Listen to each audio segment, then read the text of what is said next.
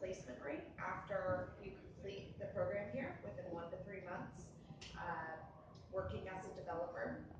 We're not only a coding boot camp, but we do also offer interpersonal skills and career placement services. So if anyone is interested, you can find me back, or you can go online to www.theironyard.com. And we're at the Tampa Bay campus. There's also a campus in Orlando for anyone that is interested. And Gabe here graduated from our Greenville campus, the mothership. So if anyone has any more questions, we would love to chat with you. But anyone else has a meetup or something that they want to host, we're happy to do that as well. Let us know. All right, well, thank you, Holly. Thank you. Good luck tonight. Okay. Can everybody hear me? Just pretend that this is on. Is it on? It is not. Okay. I think half of you guys know who I am. Half of you guys know what Raincube is, and I think half of you don't know who I am, and half of you don't know what Raincube is. But the truth is, even though I've been working on this for the past year, the unfolding of unexpected successes has been what's been driving Raincube. So this started in March of this year, 2016, and my mother had passed away in February, and it was this very big transition and turning point where my entire life opened up to me. And with having the darkest period of my life behind me, I decided to try and make the brightest future possible. And for me, that was taking this idea that I've had hanging around in my head going on 5-6 years now and turning that vision into reality. And in 2010, I moved to a Chinese village. Previously, I was living in Beijing. And I got to spend 2 years in a traditional agricultural farming village. And not just experiencing the way that they grow food or the way that they cook, but understanding that it was the sense of community that came with that lifestyle. So ever since then, I've been thinking about how to bring food and use technology both as a tool together to create these connections that we've lost in the community. And the basis of food is actually water. So I previously lived in San Francisco and was playing around with rainwater systems, which is basically your shower, sink, washing machine can repurpose water to irrigate backyard fruit trees. Once my mom got sick, I came back to Florida, and San Francisco has very little rain. Florida, as you know, has abundant, copious amounts of rain, over 50 inches a year. And when you do the math and you look at the square foot roof space just in the Tampa Bay area alone, it's quite large. So large, in fact, that it could be more than what the city is providing us now. The city produces on average 30 million gallons of water in Tampa City. If we were to convert every roof into rainwater catchment, that would be 50 million gallons a day. So there's a shift in thinking that I'm also trying to integrate into the Raincube design philosophy, which is that by working better with Mother Nature, enhancing that relationship, we can have a more abundant life. So with that being said, I want to show you first the most recent installation of the Raincube. Right now we're on our 4th prototype. And Gabe here is then going to talk about the front-end dashboard that we've been building, basically as the information layer for providing better informed, giving the right information so that the users can be making better decisions about their water collection and usage. Up or down? I've been building an analytics dashboard since like the beginning of summer, so. Oh, okay, great. Yeah. This is going to be hyper relevant to you. So I grew up in Tampa, went to UF, economics, China for 5 years, California for 2. Now I'm back in the center of the action in Seminole Heights in Tampa. So this is the house that we're working on. This is a backyard, and to me, this is just a blank canvas. And if you think about all of those dead lawns, like just imagine how many dead lawns are just sprawled throughout Florida and the rest of the United States. This is all untapped opportunity. Every roof space, every dead lawn, this is where we could be capturing water and growing food. So this was in October. This is where we're at right now. We've basically put 5 moringa trees in the ground with a coconut in the middle. We're using permaculture food forest design techniques, so we've actually dug logs into the ground so that they can hold a lot of moisture after it rains, so that we actually need to use less rainwater. Because in the back, if you can see there, that's 1 cube. And even though it's covered, underneath it is what's called an IBC tote, and that holds 275 gallons, or 1,000 liters, or 2 million drops of water. And this is the shipping standard for any type of food-grade liquid product, from red wine vinegar to olives to high fructose corn syrup. This one specifically actually had fish emulsion in it before. It was using an aquaponics system. So, which is great for us because fish emulsion is a natural fertilizer. So we've scaled this down from our first installation. Used 2 cubes, and it was just a big, bulky prototype mess. We're actually getting closer and closer to what I would say a working product that we can actually start selling. So in the back there we have banana pit. So this is just more information about the cube. We have on the left. So this is just the backyard garage, and we spend an hour installing a gutter, and then that goes to a pipe on the left. So the first minute or 2 of raining, the particulate matter is flushing off the roof and into that first pipe. And there's a little ball, so as the water fills up the chamber, the ball will eventually hit the top, and it'll trap all the dirty water, so that everything else after that is cascading over the top and into the cube. And that's going to be our clean water. And then that is connected to a pump, solenoids, and a computer. And inside of that blue box is the Raincube computer, and that is powering the pump. It's also controlling the 2 zones that we have. We have a high zone and a low zone. So the coconuts and the moringa are going to be the low zone. They require a little water, whereas we have this the banana and papayas in the back. And we've also dug that circle because that's now the lowest point in the ground, so any rainwater flooding is going to happen in that area, as opposed to near the foundation of the house. So this is the board that we have designed. It supports up to 4 zones. And this also has a volume sensor. There's a volume sensor on the top where that pipe is coming in. So I actually have a 3D printed piece that I was making at the Tampa Hackerspace just before I came here. So in the top of the tank, there's a lid, and you can screw this with an ultrasonic rangefinder sensor inside of it. And it's constantly taking readings, bouncing a sonic pulse off the top of the water. So with that input, we can determine how much water you currently have, how much water you've collected. Am I going to get one of those? Oh yeah, you are. are. I know mine works great. I love mine. Okay, it has water in it.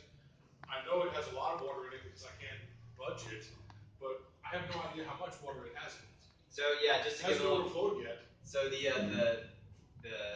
handsome young gentleman in the back there, James, is one of the very first Raincube users. So early he is that we haven't even gotten the computer shipped to him. So he's definitely one of our super users, and very happy to have him on the team because he always is bringing fresh fruits from his house. And we'll get that. And James wants to do a banana garden / outdoor shower. So now, what's exciting about Raincube is that our value is always going to be the information. So this is drip emitter line. It has a emitter every 12 inches, and that emitter will put out 1 gallon per hour. So if we're running 10 emitters for an hour, we know that we've just spent 10 gallons of water, and we can accurately measure to the drop how much water we're putting in per plant. No other system on either even if it's a lawn sprinkler, nobody else is going to provide that information on the market. So Raincube is going to be the smartest way to water, regardless if it's city water, lake water, well water, whatever. Raincube will be the most energy water efficient system out there.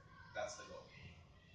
So I want to hand it over to Gabe now because he's going to show you the work in designing the front end. So this is we're going to dive into some of the code and really looking forward to seeing what Gabe shows us. Woo! Thank you.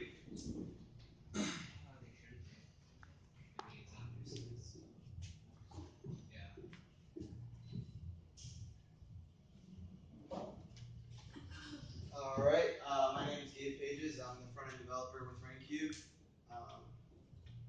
So if you want to get in contact with me, my email, Twitter, I don't use it that much, and my GitHub, I'll have that up later. So a little bit about me.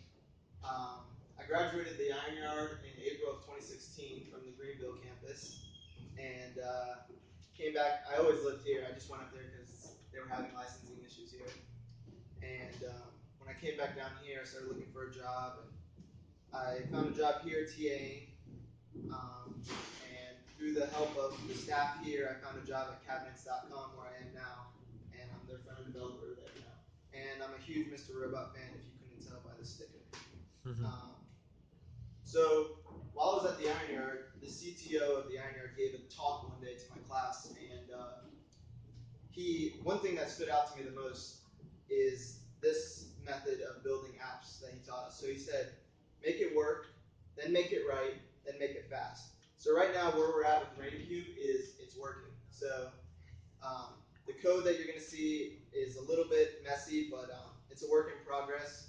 So I just wanted to point that out and let you guys know. So this is what we have so far with the dashboard. So we have on the top left is where you're going to see like what your status is of your Raincube right now. So how many gallons you have, how much you've collected year to date, and your rain coin, which is a method of like coins through water collection. And then to the right of that, you have your 7-day forecast, which is going to tell you what the rain forecast is going to be looking like. So if you look normally on a forecast, you'd see like the temperature, but because we're collecting rainwater, we don't really need the temperature. So this is primarily just to see how much rain you're going to be getting and the type of weather you're going to be getting. So you can see the percentage of rain. The little blue dot basically is like the density of the rain, how intense the rain is going to be. And then in the bottom is the amount of inches you'll get that day. So we're in a little bit of a drought. It's supposed to rain today, but it didn't. So. Tuesday. Yeah.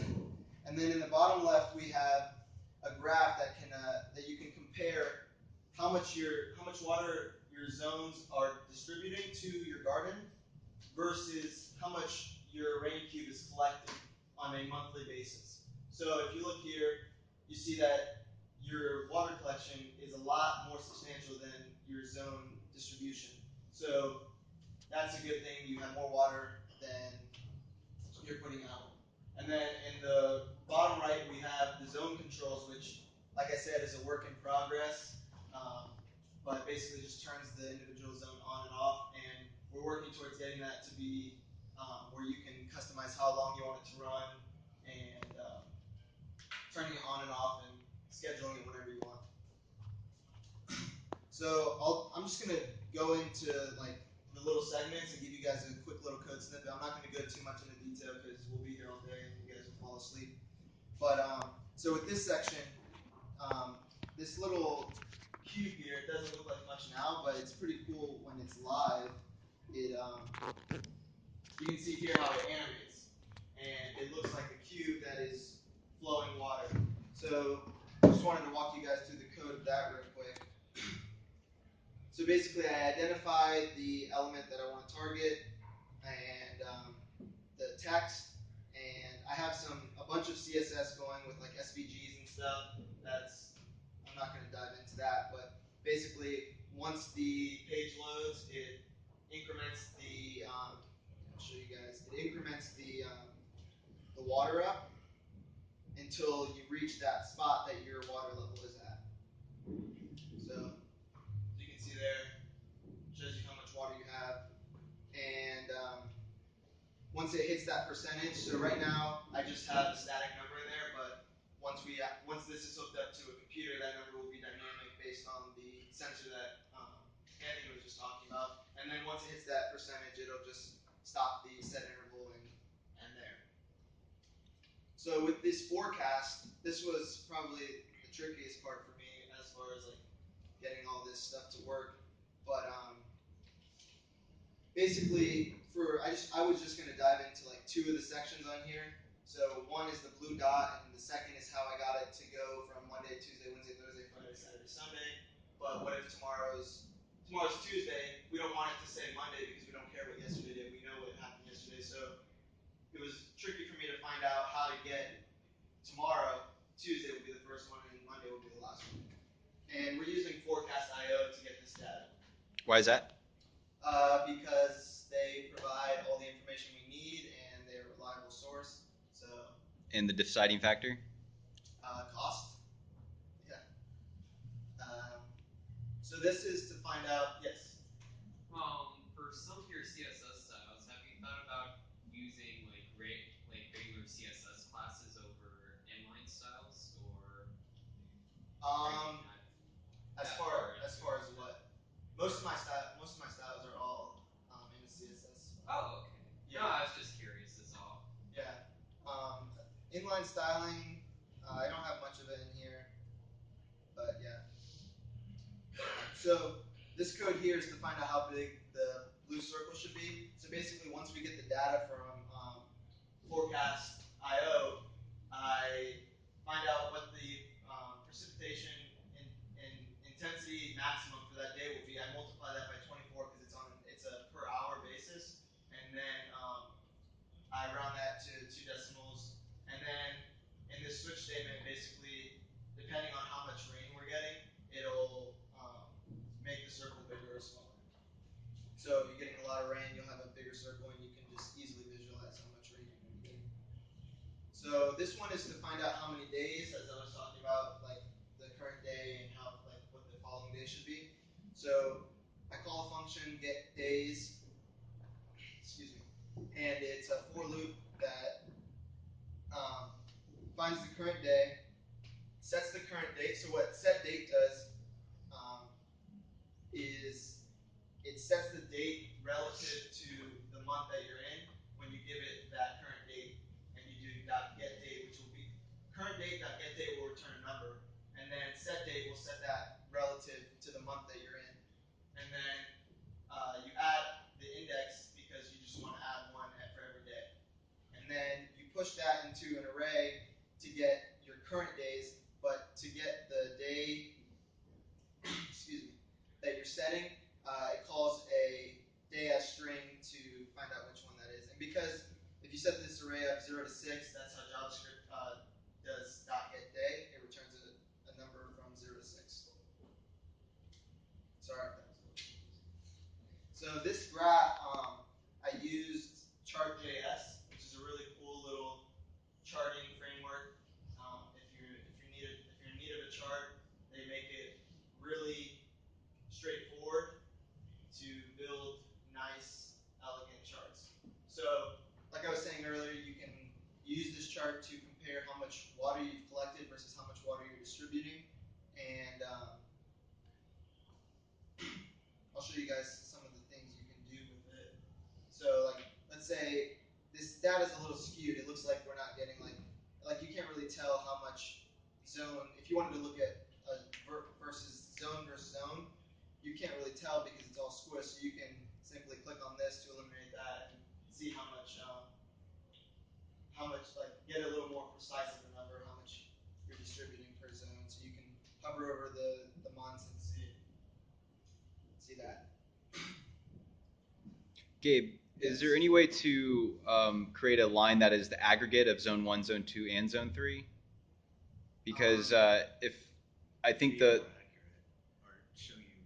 Right, so you would want to have the gallons collected versus the total gallons consumed. So that would be the aggregate of zones 1 through 3 or zones 1 through whatever. So it's basically telling you the difference of how much you've collected and distributed? Well, there would have to be a fifth line, and that fifth line would be the aggregate consumption. So the gallons collected is your aggregate collection. So we'd need another line showing your aggregate consumption. Gotcha. Because why we're focusing in on this collection versus consumption is we want to have a balance, and we want to, because if your tank is full and it rains again and you're just overflowing, that's not really doing much.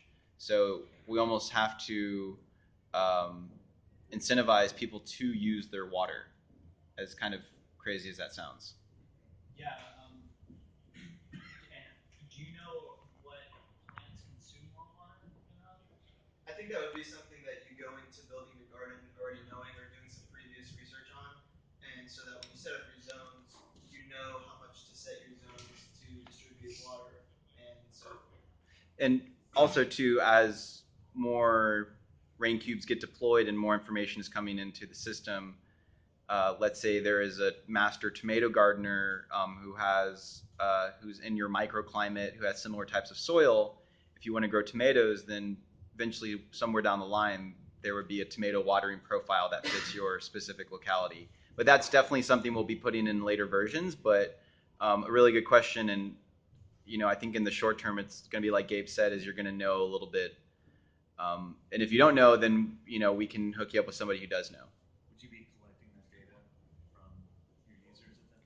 So what would most likely happen is zone 1, you would input, say, strawberry patch. Zone 2 would be your herb garden. Zone 3 is your tomatoes and nightshades. To help everybody else at that point too. Yeah, so open source data, because that's what people want to use the network for. Not just, this is an easy to build and easy to use system, but it's also the most knowledgeable and most connected. So yeah, but this is the start, and we start with collection and consumption.